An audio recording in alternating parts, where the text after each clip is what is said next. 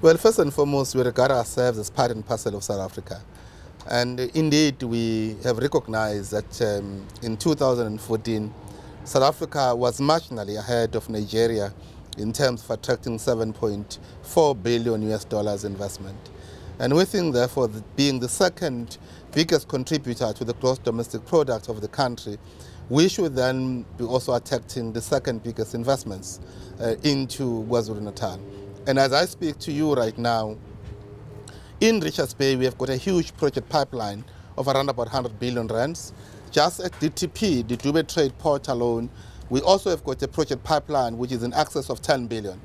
Now, clearly speaking, as a province, we think that we have grown our economy from a 270 billion economy in 2010. Please just, sorry, keep it on a medium close-up on him, please.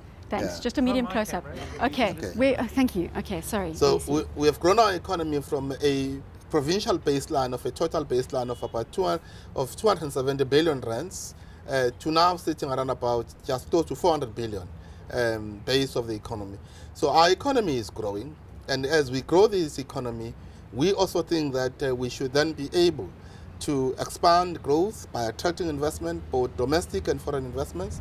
And the investment that is taking place in the two biggest ports, the Port of Durban and the Port of Richards Bay, give us hope that through the KwaZulu-Natal Economic Council, we have now found a perfect ready mix in terms of an approach that allows us to have, through partnership, to have a social accord that will allow us to grow this economy together.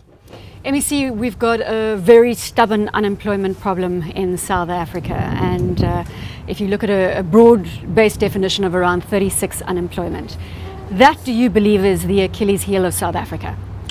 Indeed, it is a challenge. And one of the things that we need to respond to, it is the high levels of unemployment, the high levels of poverty, as well as the issues of inequality.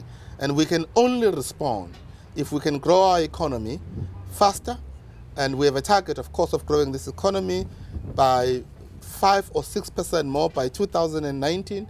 And we know that in the first quarter of this year, we have seen only a national 1.3% growth on a national basis. Of course, KZN's economy is going to be much more higher than that.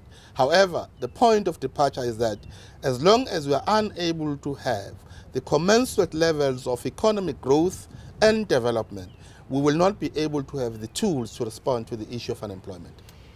You've attended a number of road shows, both locally and globally, and investors on both the domestic and on the foreign front are saying that some of the key issues that they are battling with, red tape, infrastructure deficits, crime, industrial relations being part of that equation. Which do you believe is the most significant of those challenges?